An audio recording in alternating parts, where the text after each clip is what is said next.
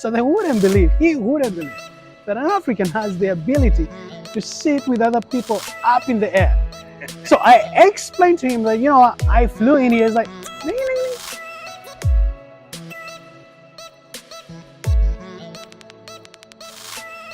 Hi guys, welcome back. This is Brian's Musings. I got so used to saying Bangkok Musings, I was just about to say Bangkok Musings again. Yes. Hey, Jesus Christ. It's gonna take time for me to get used to Brian's Musings. Already, no. Anyways, moving on. Today, back again is John. Yes. He was on my previous video, going on and on about, we're talking about interracial Yep. kids, Yep. about raising kids. These guys are pounding on the metal, man. We just assume that. So, last video was just talking about general things with John. So today I want to ask him serious stuff. So, tell us which part of Uganda you come from? From Kampala, Machinde. Matinde. Yes. Born and raised in Kampala? What's that? Born and raised all my life. Uh-huh. Yeah, that's it. Born and raised Kampala. That's it. So, a young Ugandan man, you went to school in India Yep. for 4 years. 4 years. Do you want to tell us about your experience in India? Yeah, it was a nice experience, first of all. 2, it was a lot to learn.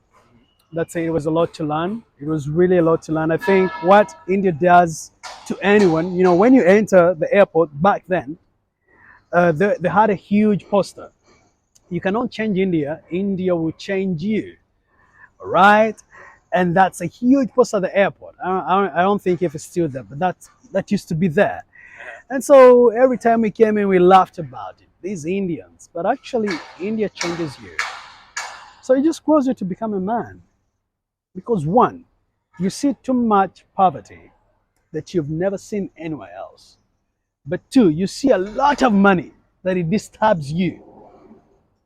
Because you could go to a bank to get some Western Union, mommy send money, and a guy comes in with a sack of money, puts it down, and bank teller start counting money. Like, but the guy who brings it is wearing this little Gandhi, thing, kanzu, and dirty shoes, and it changes your perspective about money. You start realizing that people don't look what their value monetary could be. So I think for me, it erased that lie I grew up knowing from Uganda. If you're rich, you looked it, you became fat, died rich, people diseases, talked about stuff like, high blood pressure, stuff like that. It was for the rich. So which part of India were you in? So I was in Agra first, that's in Uttar Pradesh, that's where the Taj Mahal is. Then I moved to New Delhi to do a few other little courses. Yes. Yeah, but India teaches you, it teaches you. It just teaches you. People are racist to you, to your face, and I love that there wasn't, so you know what you're going into, and you appreciate that in the long run. At first it becomes hard, but in the long run, you're like, at least I know They're not hiding it. he's not hiding it. If he likes you, he likes you. He doesn't like you, he doesn't like you. Till today, the friends I met in India are still my friends, honest friends. And I was like, looking back, I'm like, wow. I can count on a few Ugandan people that are really friends, leave alone relatives and stuff, close relatives, that I can count on that this is my friend. But the friends I met in India, till today, these are over 10 years. So there is that purity. I'm going to like you or I'm not. And I appreciate that. You start trusting people in a different way. You start understanding the meaning of friendship in a different way. They'll stand up for you, which I don't see elsewhere. An Indian friend will stand up for you. That's it. And it taught me a lot about life. That's what I could say about India. Yes, sir. Interesting perspective. You said, I don't usually like dwelling on this, but Yep. you mentioned there's some people who've shown you racism to your face. Would you give us maybe an example? A lot. On how they... A lot. In India, of course, India is huge. It's almost a that's a continent, continent. okay? And I don't want to say in India, okay? So to all my Indian friends, the particular areas and the individual peoples, they're not Indians. Okay, these are individuals that I met along my journey in India. So in India, people never believed that Africans could fly. So in India, we drove huge bikes, like bikes, motorbikes. So it was culture. As a student, have some little money, invest in a big bike. So I get this incidents where this guy thinks that Africans are so poor that they can't afford to fly. So they invest in a big bike and they ride from Africa. They get on a train in India and the train brings them to where they school with a bike. So he wouldn't believe that an African has the ability to sit with other people up in the air. So I explained to him that, I flew in here. It's like, nee, nee, nee. He got angry. It's like, this guy is here fooling me up at my shop. Yeah, so you experience that kind of thing that some of them are still locked up and they want to be locked up there. And then in other cases, people could openly call you monkey. Be like, upsee, upsee, upsee. When they see you walking, they're like, upsee, meant monkey. Upsee, upsee, upsee, upsee. So you walk in the market and they're like, upsee, upsee, upsee. So at first, if you're emotional, like kind of white emotional, you take it, oh, but you start appreciating the list. He's ignorant, he's using the word, that's what he knows, but he's not hiding it. I appreciate somebody who is straight to my face than somebody who walks and pretends that, sorry, I'm going to divert a little bit. Like last time I was in a hotel in Pattaya. I don't know if they're Chinese or Thai, I'm sorry, but I was with Malaika, my daughter, she's mixed. So they started talking in Thai. How comes the girl has a light skin and the father is very dark? The baby should be dark. So in Thai. So I turn around, look at this old man with his family saying crap like that. But here we pretend we respect everyone. Yeah. I'm with my daughter. It angered me, but I didn't know how to deal with it in a fancy hotel, 5-star hotel. Just stop me. I'm like, so he realized I had him. He walked away so fast, like that kind of stuff, In India, he'll ask you, why are you black? In a nice way. Yeah. He might have his reservations, but it will be like, why are you black? You educate him, says, no, I don't believe that. It's okay. At least, but he has asked you. Okay. Why is your hair short? He's like, no. Your hair is short. You don't have a home in Africa. The sun burns you and your hair becomes short. That's it. And that's his story. He's going to believe it. I appreciate that. Than pretending that and then I feel what you're saying, and then you freak out. Yeah. You're making me laugh because I'm laughing because you've made me remember when we were still new here, our very first nanny, the one who employed to look after our kids. You're already laughing. She's from Myanmar. Yes. So one time she was just, I told her, in the spirit of debunking stereotypes and all that. Yep. I told her, just be comfortable with me. If you want to ask anything about black people, just feel free, ask me. She's like, okay, fine. One time she asked me, so can I ask you something? Are people from Africa black because the sun is hotter there?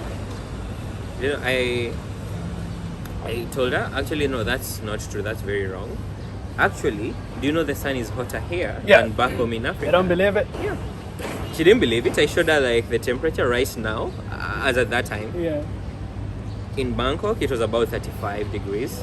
And in Nairobi, it was a nice, cool 22 degrees. Yeah, it's cool. She didn't believe it. I'm like, yeah, believe it. It's not as hot as you believe. But I wouldn't say she was being racist. Yes. That was just ignorance. Yes. And I also think because I told her she can ask me anything in regards to Africans or black people, I think I also kind of like opened up her eyes. Yes. I helped her learn something. Yes. So definitely, even if someone else or she were to hear someone else saying people from Africa are black because the sun is hotter, she will get to educate them and say, actually no. Yes. It's all in the genes. Not That's genes, but it's past that. yeah. Yeah. So you went to school in India. Yep. Did you go back home to Uganda before coming to Thailand? Okay. So how did you end up in Thailand? So we work with few Thai investors with the government of Uganda. And so projects are put on the table from India. You think you're going to change the world. You're so educated, you're so learned, you've been tortured inside out. You're from the military. I mean, I think that's what it does to you. Man, India, some of my friends It hardens you. some of my friends are still literally mentally damaged today. Okay.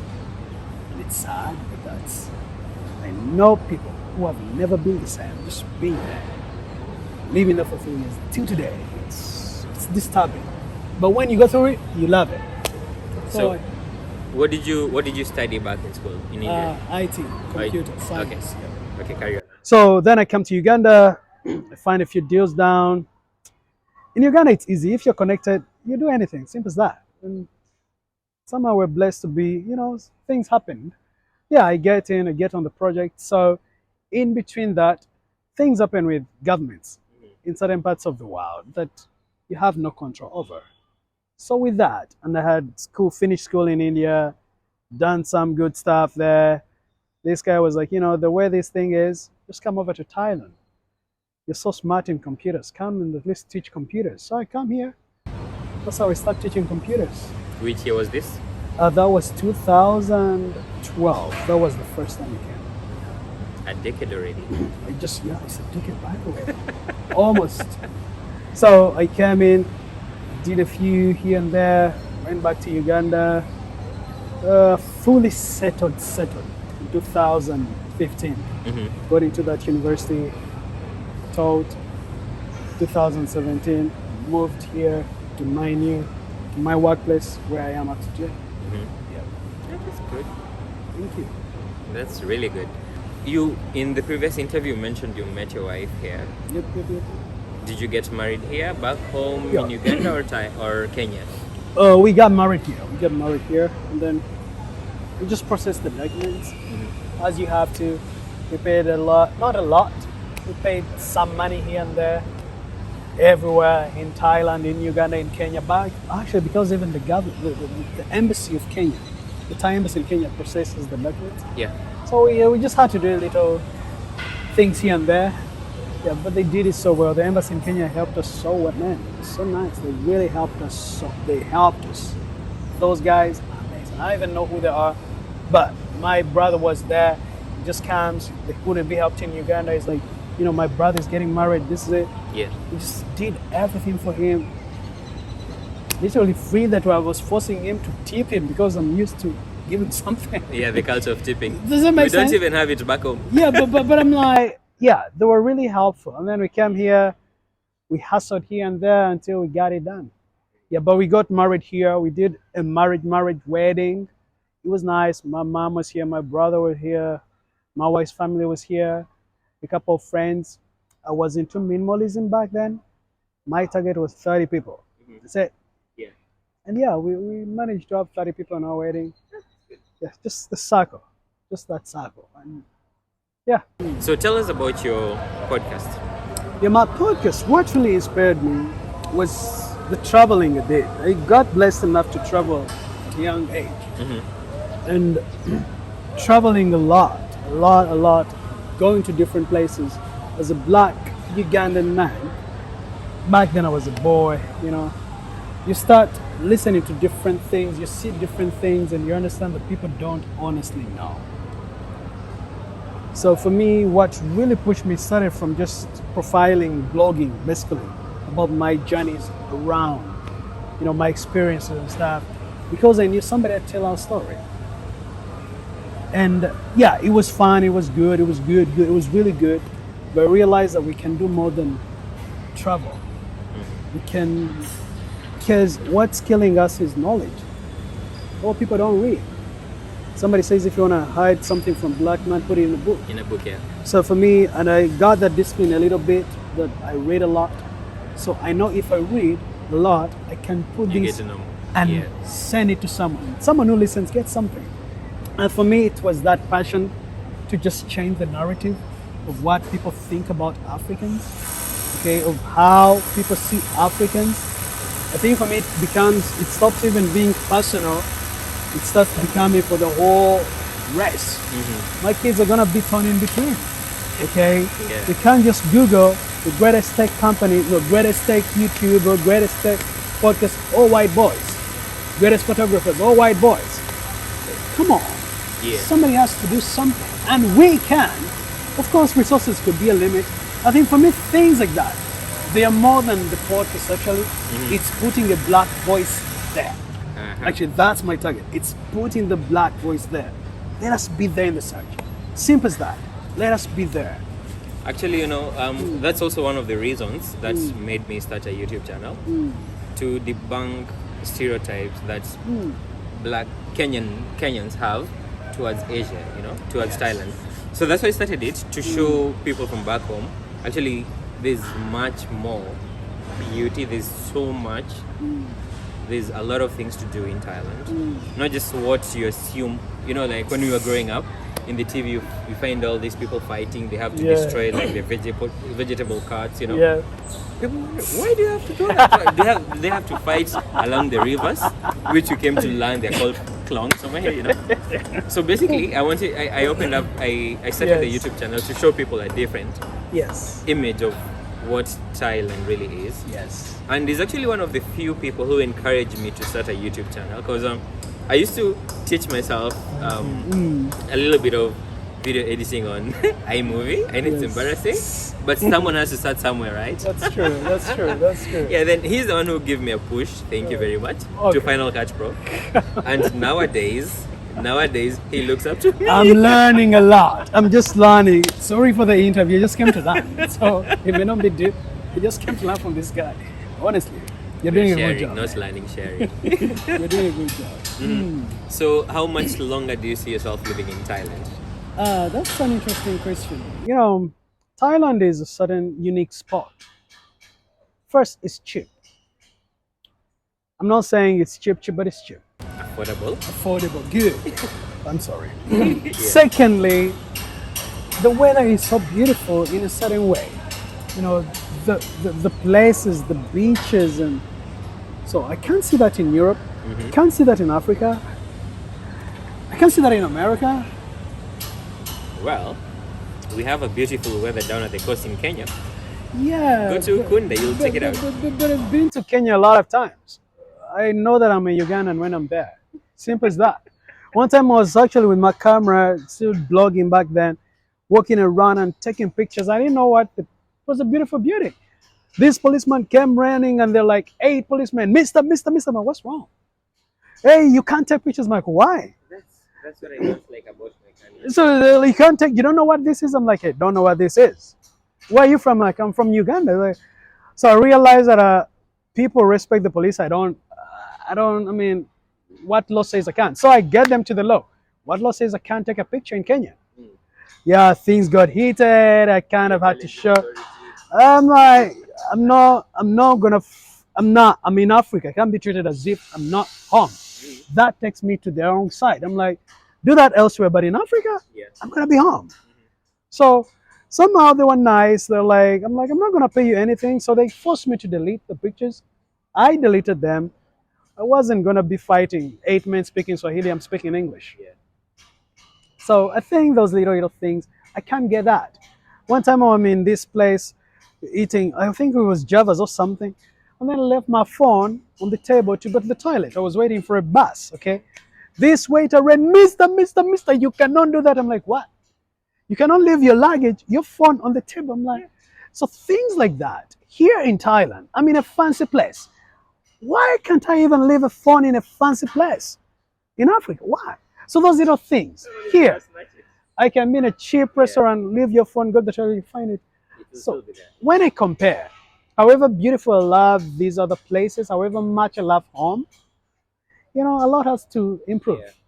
I think that kind of kept me around Thailand, even when it's so hard to move. It kind of keeps us here. Considering you're raising 2 kids, you don't want them to see that other image of. I mean, they can see it because I don't want them to be chickens. I want them be aloof, I want them to know they're black and they have to own it. Simple as that. But still, why do you want to put your kids in the fire? Yet there is a certain peaceful place. That's true. This is a little heaven on earth. So, So, what words of wisdom might you have for people who may want to come to live, study, or work in Thailand? uh, why would you want to come and study in Thailand? But the thing that should be the why should be the most important part. Because until you know your why, these are the things you're just joking. You can come and study, but you have to know the why. Yes, you want to study in Thailand. Can't you get that in your country? Is it any better? In which way? So knowing the whys, I think, should be the reason as to why you do something, unless it's just an offer to go study, take the opportunity. But if you have choices like that you want to choose where to go, I think know your why. I think places like India are good. They're cheap, but you're getting high-end education from a high-end university. You know, I think if you just weigh your options before you just move to a place. So if the why is like yes, then do it. I don't think we're in a different world. Things are changing. I can't use the knowledge I know about a place. Man, just know why you want to do it. That would be the wisdom I would give you. So, John has a podcast. He calls it the Shift Podcast. I'm going to link the link down here in the description box below. He also has an Instagram photography page. I'm gonna share all his socials in the description box below as well. Thank you. And he has 2 YouTube channels, which are very dormant. I'm busy with the kids, guys. Forgive me. So am I. Busy with the kids. You can't believe what just happened. Siri just told me I don't know what to bring. Why would you put a male voice on your Apple Watch? Okay, I don't want to get there. Okay, Mine is nice and soothing female voice. that's a long discussion. Okay, For another video. for another video. Well, anyways, thank you so much. Thank you. Thank you so much for taking your time to come and do this. And guys, this has been wonderful. Thank you so much for tuning in. If you're watching it up until now, do me a solid, hit the like button, hit the subscribe button as well. And thank you so much, John. Thanks for having me, Brian. I appreciate it. Thank you so much. So until next time, do keep safe and peace. Bye bye.